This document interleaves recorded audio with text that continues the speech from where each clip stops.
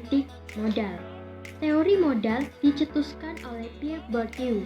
Modal oleh Pierre Bourdieu didefinisikan secara sangat luas dan mencakup hal-hal yang material, yang dapat memiliki nilai simbolik maupun atribut-atribut yang tak tersentuh, maupun memiliki signifikasi secara kultural. Misalnya status dan otoritas yang ditunjuk sebagai modal simbolik, serta modal budaya yang didefinisikan sebagai selera berbudaya dan pola-pola konsumsi. Fungsi modal bagi Bourdieu adalah sebagai relasi sosial dalam sebuah sistem pertukaran yang mempresentasikan dirinya sebagai sesuatu yang langka, yang layak dicari dalam bentuk sosial tertentu. Beragam jenis modal dapat dipertukarkan dengan jenis-jenis modal lainnya dalam bentuk simbolik. Sebab dalam bentuk simbolik inilah bentuk-bentuk modal yang berbeda dipersepsi dan dikenali sebagai sesuatu yang legitimate. Jadi, relasi kekuasaan yang diaktifasi dengan modal akan menghasilkan kategori-kategori modal. Seperti diantaranya, yang pertama kategori modal ekonomi, yakni sumber daya yang bisa menjadi sarana produksi dan sarana finansial. Modal jenis ini mudah dikonversikan ke dalam bentuk-bentuk modal yang lainnya. Modal ekonomi mencakup alat-alat produksi seperti mesin, tanah, buruh, mencakup materi seperti pendapatan dan benda-benda, serta uang.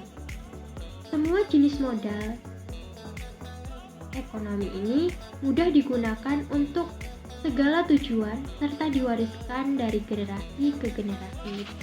Kategori modal yang kedua yaitu modal budaya, yaitu keseluruhan kualifikasi intelektual yang bisa diproduksi melalui pendidikan formal maupun warisan keluarga, seperti kemampuan menampilkan diri di depan publik, kepemilikan benda-benda budaya bernilai tinggi, pengetahuan, dan keahlian.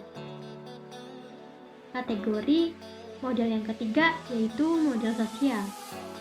Ialah jaringan hubungan sebagai sumber daya untuk penentuan kedudukan sosial. Yang keempat, modal simbolik. Modal simbolik yaitu modal yang menghasilkan kekuasaan simbolik. Kekuasaan simbolik sering membutuhkan simbol-simbol kekuasaan seperti jabatan, kantor, gelar, dan status tinggi. Jadi, modal simbolik adalah semua bentuk pengakuan oleh sekelompok, baik secara institusional atau non-institusional. Simbol itu sendiri memiliki kekuatan dalam mengkonstruksi realitas yang mampu menggiring orang untuk mempercayai, mengakui, dan mengubah pandangan mereka tentang realitas seseorang, sekelompok orang, sebuah partai politik, atau suatu bangsa.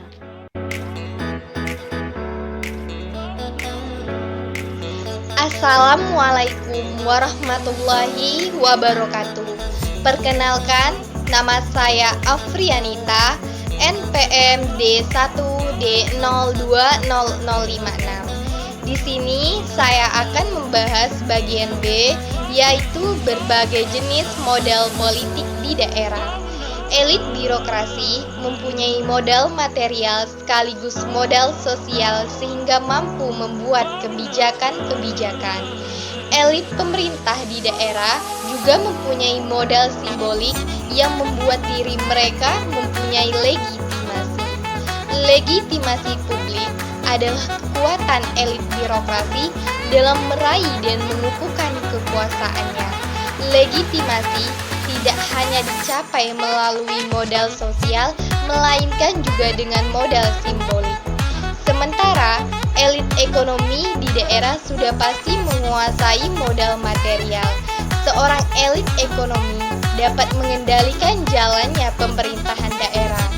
Elit ekonomi cukup menjadi pengendali dari belakang layar dengan cara memodali para elit-elit politik yang memalingkan diri menjadi kepala daerah.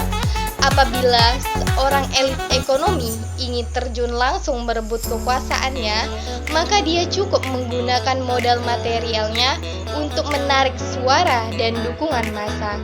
Tetapi, modal material saja tidak cukup. Elit ekonomi dapat membangun modal sosial dan modal simbolik sekaligus untuk melengkapi modal material yang dimilikinya. Begitu pula dengan elit partai politik. Modal yang dimiliki oleh elit partai politik ini adalah modal sosial berupa jaringan kekuasaan di masyarakat serta modal material berupa mesin partai. Oleh karena itu, berbagai jenis modal politik di daerah ini sangat penting bagi pemegang kekuasaan dalam menjalankan kekuasaannya di pemerintahan daerah. Elit agama dan elit masyarakat juga memiliki modal. Elit agama dan masyarakat di daerah atau di pusat mempunyai modal simbolik dan modal kultural berupa pengetahuan agama dan karisma. Jika agama menjadi faktor determinan di daerah, maka elit agama mempunyai peluang besar dalam meraih kekuasaan. Tetapi biasanya elit agama dan masyarakat ini kekurangan modal lain, terutama modal material, baik dalam bentuk finansial maupun politik. Hal lain yang menjadi modal simbolik elit agama atau masyarakat adalah kecerdasan spiritual, termasuk juga praktik perdukunan dalam proses pemilihan kepala desa di daerah-daerah. Meskipun ada perbedaan spiritualitas keagamaan dan perdukunan, dalam konteks spiritualitas ada satu kemiripan, yaitu penggunaan kekuasaan adil kemanusiawi. Spiritualitas agama terbagi menjadi dua kategori, yaitu spiritualitas yang tidak terkait dengan politik dan spiritualitas yang terkait dengan politik. Otonomi daerah yang menjadikan daerah sebagai ranah atau panggung pergulatan kekuasaan semakin meningkatkan gairah elit-elit di atas untuk bertarung memperebutkan kekuasaan lokal dengan modal masing-masing dan habitus yang dimilikinya. Para elit politik nasional pun banyak yang turun gunung ke daerah-daerah untuk memperebutkan kekuasaan lokal. Berbeda dengan era sentralistik ketika pergulatan kekuasaan hanya berada di pusat. Perlu diketahui, modal-modal di atas bukan hanya terkait dengan para aktor daerah dalam memperebutkan kekuasaan lokal, tetapi konsep-konsep modal dari Bourdieu juga sangat terkait dengan pembangunan daerah. Dalam upaya pembangunan daerah, masyarakat membutuhkan pasukan modal-modal material, sosial, kultural, dalam maupun simbolik. Kemajuan daerah sangat ditentukan pada kemampuannya mengelola modal-modal tersebut. Modal ekonomi misalnya, modal ekonomi dipresentasikan oleh konglomerat, kelompok entrepreneurship, maupun pejabat-pejabat daerah, para pengusaha dan pejabat yang mempunyai alat-alat produksi, buruh, uang, dan juga tanah, merupakan aset daerah yang sangat potensial. Aset-aset ini dapat digunakan untuk membangun kesejahteraan daerah, asalkan pengaturan sumber-sumber daya dan kekayaan alam diatur secara adil dan legitimate. Baiklah, di sini saya akan melanjutkan penjelasan mengenai berbagai jenis modal politik di daerah, di mana daerah juga mempunyai modal sosial, yang mana mempunyai jaringan dengan kutub-kutub kekuasaan baik di level nasional maupun global. Daerah juga mempunyai modal simbolik.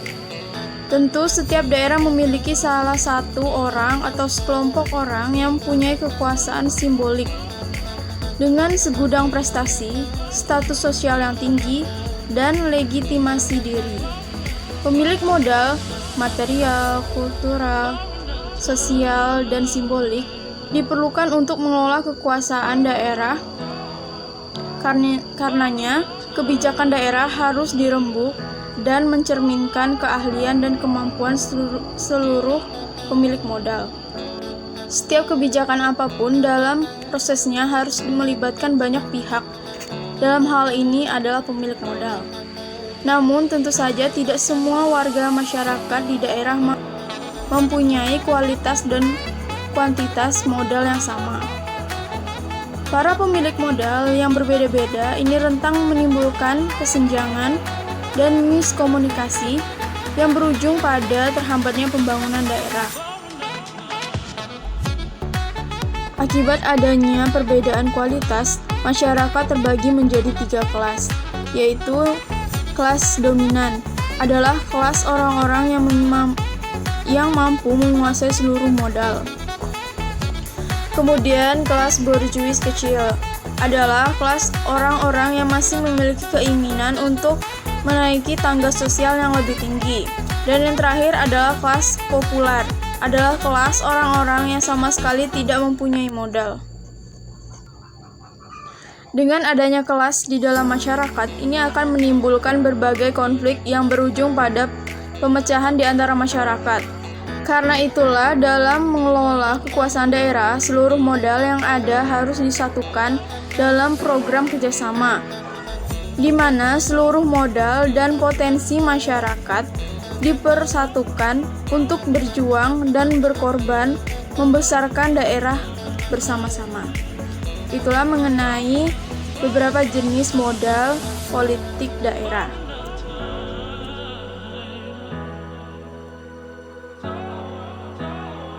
Pengertian teori dramaturgi. Dramaturgi merupakan salah satu teori sosiologi yang mengkaji tentang tindakan sosial dari individu atau kelompok masyarakat.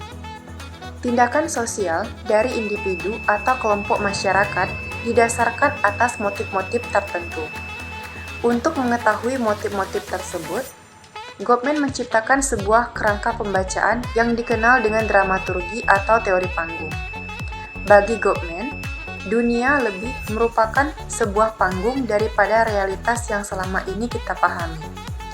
Panggung atau pentas merupakan ruang yang digunakan untuk memerankan peran-peran tertentu dalam kehidupan. Namun, kehidupan yang dipentaskan atau diperankan di atas panggung bukan merupakan kehidupan yang sebenarnya, melainkan sebagai imitasi dan replika dari kehidupan di luar panggung. Panggung identik dengan sandiwara dan kebohongan yang berbalut realitas. Disebut sandiwara karena panggung hanya digunakan sesekali dan untuk memainkan peran-peran artifisial. Disebut kebohongan berbalut realitas karena adanya realitas yang ada di atas panggung, yang nyata dan tidak nyata. Yang nyata adalah adanya dinamika di atas panggung, sedangkan yang tidak nyata, dinamika tersebut hanyalah permainan belaka. Dengan menggunakan metafor performa teatrikal, Goffman menegaskan, ketika individu muncul sebelum individu lainnya, mereka mempunyai banyak motif untuk mengontrol kesan-kesan yang mereka dapat dari sebuah situasi tertentu. Perhatikan seorang aktor ketika dia berada di atas panggung, memerankan satu watak manusia, memahami konteks dan memahami lingkungan di mana dia tinggal. Namun, ketika di luar panggung, mereka memerankan watak manusia lain dan memahami lingkungan di mana mereka tinggal. Semakin banyak tempat yang mereka tinggali, maka peran-peran mereka semakin banyak pula. Seseorang akan memerankan sebagai seorang pelajar ketika dia berada di dalam kelas. Namun, mereka akan memerankan watak atau perilaku manusia lain ketika mereka berada di tempat yang lain. Namun, yang menjadi catatan adalah berbagai peran atau karakter itu hanya dilakukan oleh satu orang semata. Dengan demikian, apa yang ditampilkan atau diperankan seorang aktor di atas panggung menyiratkan makna dan motif tertentu. Ada tujuan, keinginan, hasrat yang berbeda-beda di atas panggung. Panggung merupakan tempat bertemunya berbagai macam tujuan dan keinginan atau kepentingan, tempat bertemunya berbagai macam watak dan karakter. Lantas, watak manakah yang paling sesuai dengan kepribadian seseorang? Dunia diibaratkan sebagai panggung. Pada akhirnya akan sulit dipahami dengan baik dan benar. 2. Panggung politik di daerah. Teori panggung sangat membantu kita dalam memahami pola dan para aktornya, terutama kaitannya dengan peran elit politik di daerah. Daerah secara simbolik dapat dipandang sebagai panggung kekuasaan. Teori dramaturgi merupakan kerangka pembacaan atas tindakan manusia di atas panggung yang bernama dunia. Di atas panggung itulah para elit politik daerah berlomba-lomba mempresentasikan dirinya melakukan sejumlah action untuk menarik perhatian dan pengaruh dari masyarakat. Teori dramaturgi sangat terkait dengan modal, terutama modal simbolik, entah itu berupa ilmu pengetahuan, kemampuan menyampaikan gagasan, kemampuan bernyanyi, bersosialisasi, berorganisasi, dan lain sebagainya. Perilaku para politisi daerah yang sedang berlomba meraih kekuasaan daerah, mereka berperan menjadi kaum intelektual humanis, nasionalis, agamis, dan idealis. Semua dikerahkan agar menarik simpati dan kesan mendalam di hati audiens. Apabila orasi para kandidat ideal dan lucu, maka tepuk tangan akan meriah. Ini sama halnya kandidat tersebut adalah pemain sirkus yang sedang menunjukkan kebolehannya di atas panggung. Para elit politis seharusnya berperan mencerdaskan dan meningkatkan kualitas hidup masyarakat.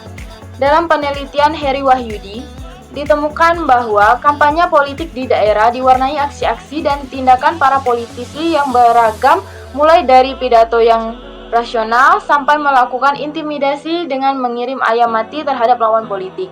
Ini merupakan potret tindakan dan perilaku politik di daerah yang mengandung pesan politis yang kurang mendidik.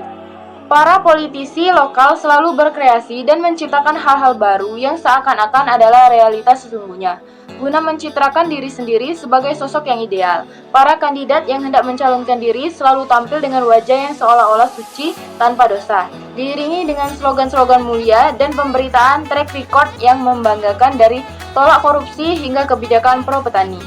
Hal ini membuat pemahaman masyarakat tentang realitas sesungguhnya tentang kepribadian para kandidat yang sebenarnya menjadi kabur. Menurut Goffman, hasil setiap performance adalah sebuah hubungan oleh seorang audiens terhadap hal khusus dari diri para karakter-karakter yang ditampilkan. Oleh karena itu, kontrol terhadap situasi dibutuhkan untuk bisa memberikan performance yang melahirkan kesan bagi audiens. Kesan positif dari masyarakat akan muncul apabila pemimpin atau elit politik mampu mewujudkan program-program pengentas kemiskinan, peningkatan kualitas pendidikan, dan menciptakan kerukunan masyarakat. Karena menjadi panggung atau teatrikalisasi sebagai titik analisis bagi Goffman. Manusia sejatinya adalah seorang aktor yang berusaha untuk mengaitkan karakteristik personal dirinya dengan tujuan tertentu kepada orang lain melalui sebuah pertunjukan, drama atau teater dari dirinya sendiri. Menurut Goffman, dia juga melihat bahwa ada perbedaan mencolok di kalangan para aktor saat berada di atas panggung dan saat di belakang panggung dari drama kehidupan di dunia ini. Inti dari semua ini adalah menarik perhatian dan pengaruh dari penonton. Dalam kaitannya dengan politik lokal, dramaturgi politis hendaknya dijadikan sebagai objek tontonan yang harus dikritisi. Hal ini terutama berkaitan dengan perilaku politis yang pencitraan atau politik citra. Sudah menjadi rahasia umum bahwa perilaku politik saat ini tidak lain hanyalah sebuah citra yang disebarkan oleh para politisi baik di pusat maupun di daerah. Para aktor politik daerah seringkali menunjukkan citra religius dengan menggunakan busana-busana keagamaan. Adapun aktor politik yang menunjukkan citra merakyat dengan makan nasi bungkus di pinggir jalan bersama tukang becak. Maka masyarakat harus sadar dan cermat dalam menyikapi perilaku dan tindakan para politisi antara tindakan politik yang real dan tindakan yang hanya sekedar citra. Dunia politik yang terserap ke dalam dunia citra adalah dunia politik yang rapuh dan rendah dan rentan terhadap berbagai bentuk permainan pemalsuan bebas citra dan tanda yang bersifat anarkis.